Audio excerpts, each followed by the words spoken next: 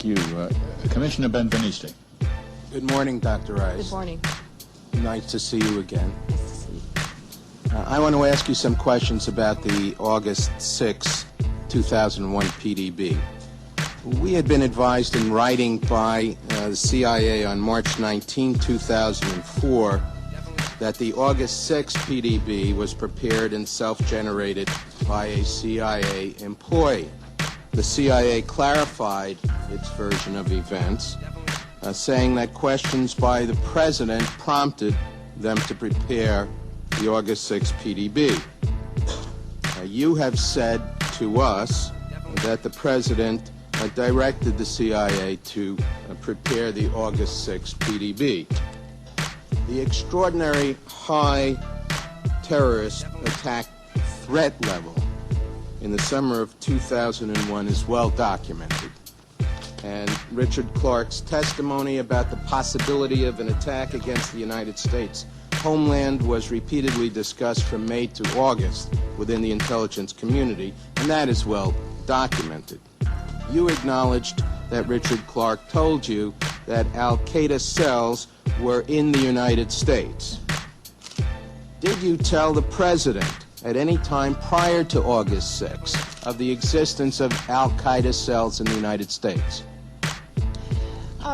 First, let me just make certain. If you could just answer that question, first, because I only have a very limited... I understand, Commissioner, but it's important that I also address...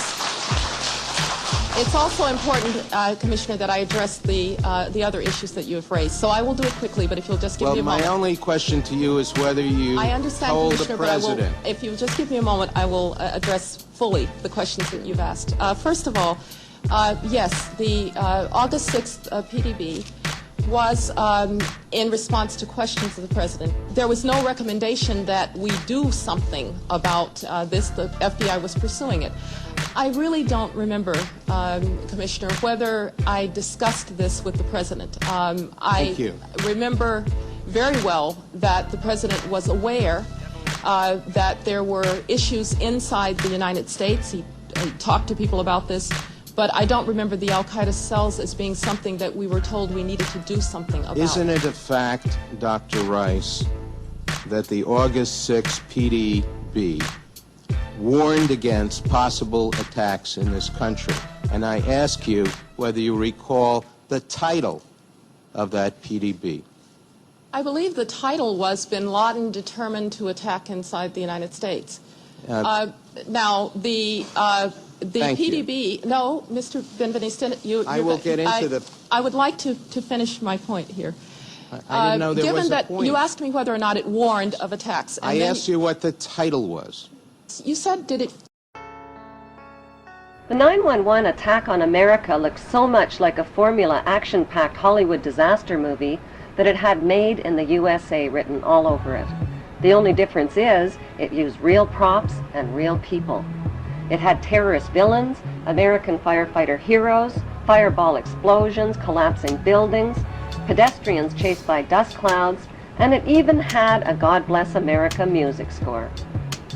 Well-positioned cameras shot the action-packed drama from every conceivable angle. Just the picture of the helicopter landing and the president walking in, and then the 19 hijackers have been Saudi nationals. So in the terrible... He said that he didn't believe that Osama bin Laden...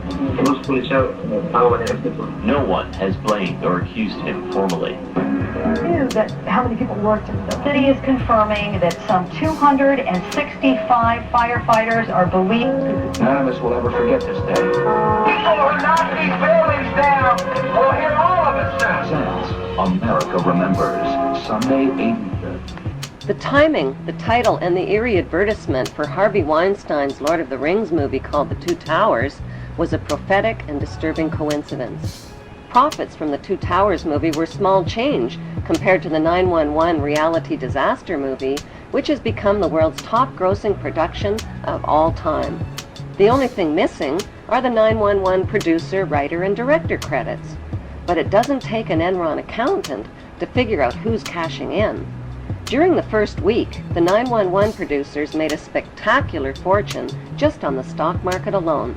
How? By knowing in advance that the stocks in airline and insurance companies associated with the 911 crash would fall in value. Using that inside information, they made negative bets on the stock market called put options.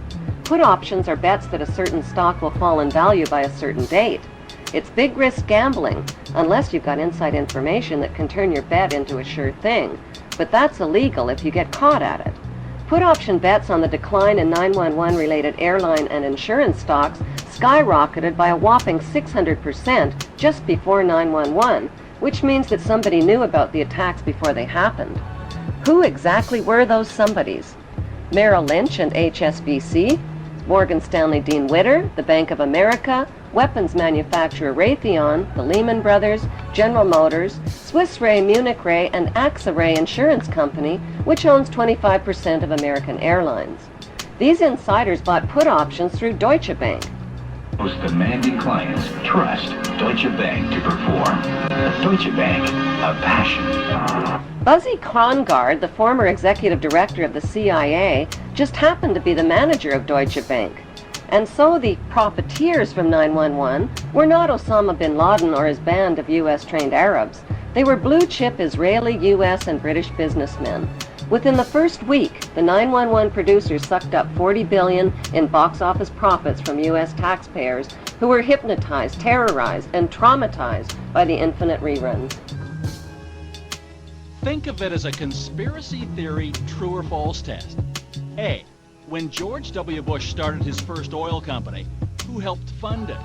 Osama bin Laden's brother and brother-in-law. True or false?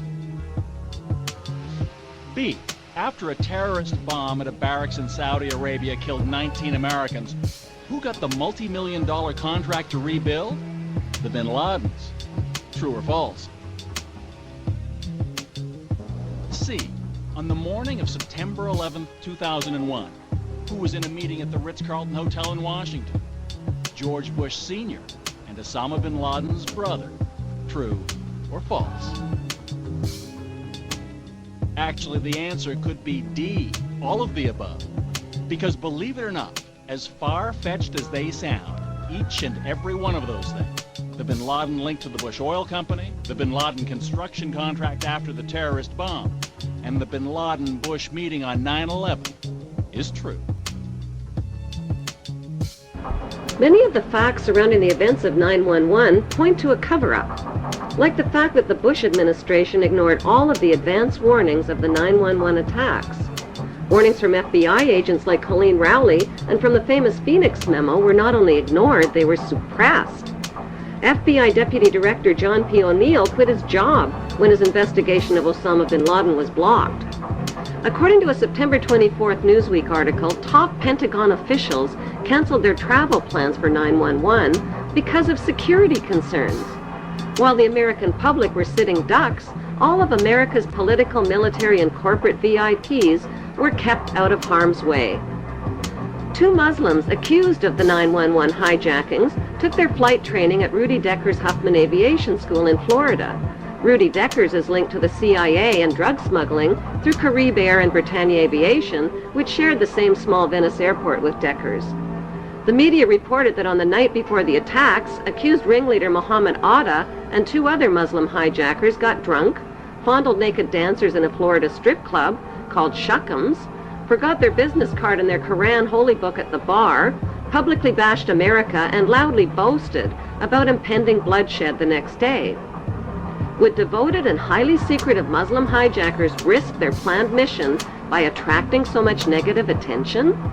And why were they in Florida instead of Boston the night before their suicide flights? On the early morning of September 11th, 19 Muslim men well known to intelligence and security agencies supposedly waltzed past airport security checks, boarded 4 passenger planes, and turned them into deadly missiles without even a hitch.